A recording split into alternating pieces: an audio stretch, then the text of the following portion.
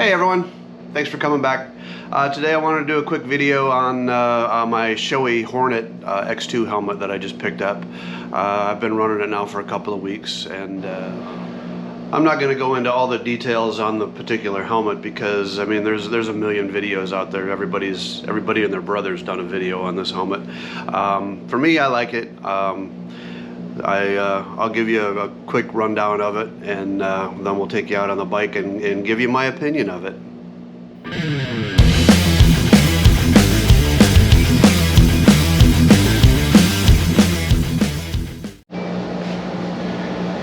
So here it is. I chose the matte black. All of my helmets seem to be this color. I seem to have a theme going on here.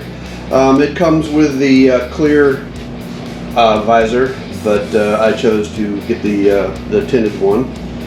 I do have the clear one if I really need it.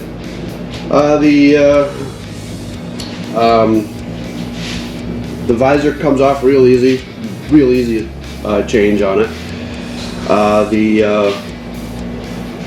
The peak is removed simply by these 2/4 turns here, and it just pops out here on the top.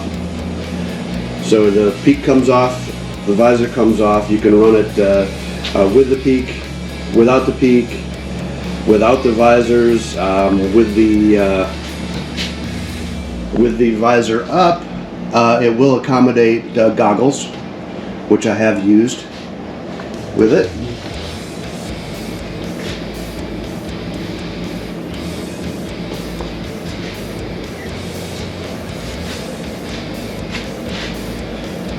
I do have the Cardo Pack-Talk Bold installed on it. It is comfortable with it. It's got the cutouts for the speakers already in it. So you just pop out the original padding that's there, pop in the speakers, and you're ready to go. It is comfortable. They advertise it as a intermediate oval.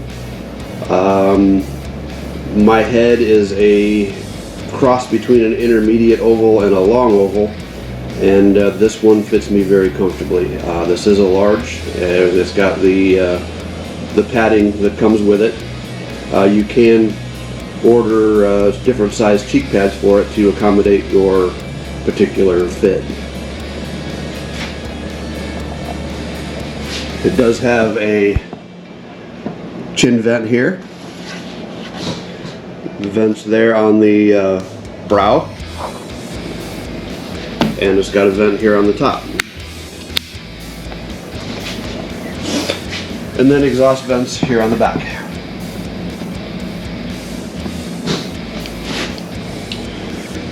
It is DOT approved and Snell approved.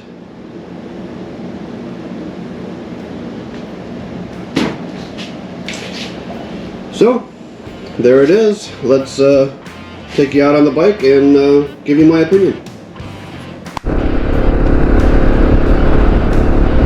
So this Shoei helmet, the Shoei Hornet X2, I really like it so far. I was looking between the Climb Cryos, the Arai XD4, and this. And honestly, this helmet was last on the list as far as my internet searches and research and everything that I had done. First on the list was the Cryos, mainly because of the lightweight and the fact that it had a transitional lens. But nobody had it in stock.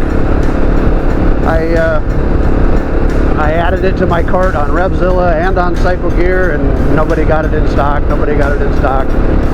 Cycle Gear in Orlando did have the XD4 in stock, and they also had this in stock, but it wasn't in my size. So I decided to go up there and at least try the two on and see what I liked or what I didn't like and everything else. So I tried the XD4 on, and it was good, but I don't know, there was just something about it that I didn't like.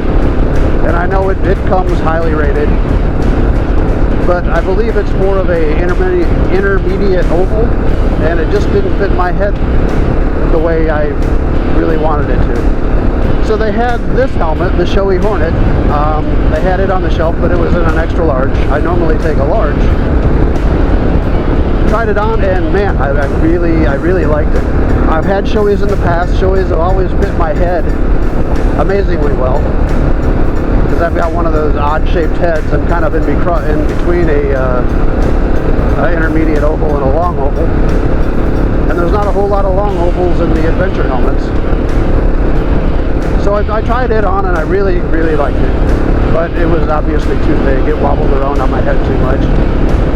And after talking to the salesman, he said that he found one for me at a different store, and he could have it there in a couple of days. So I'm like, okay, well, let's order it, and when it comes in, I'll come up and try it and see if I like it. So it came in, he called me, I went up, tried it on, and it fit amazingly well. So I ended up buying it. I really wanted to try on the Cryos, but after talking to him, he said that he had one personally, and he didn't like it. He said the Arai fit him better. It seemed to be a better fit for him. He said the best thing about the Cryos was the weight of it, which honestly that was the only reason why I was looking for it, because it is the lightest of the three, the Shoei being the heaviest of the three. But this one is actually quite quiet. Now I can't really compare it to the other two because I haven't been able to try it, but comparing it to my modular helmet, it's much quieter, much quieter. It's lighter than my modular, so I guess I can't complain there. I did gain on both counts. So as of right now, I really like it. I'm doing 71 right now. I'm not feeling any buffeting on my head, even with the camera on the chin mount. Without the camera on there, shoulder checks, not an issue at all. I can turn my head to the side, doesn't get any buffeting. Now with the camera, I do get some wind draft, but that's simply because of the camera sticking out that much farther on my chin. When I rode home the other day with it on, I had no issues with it at all. So I think this helmet is going to be a good addition to the collection. Thanks for watching.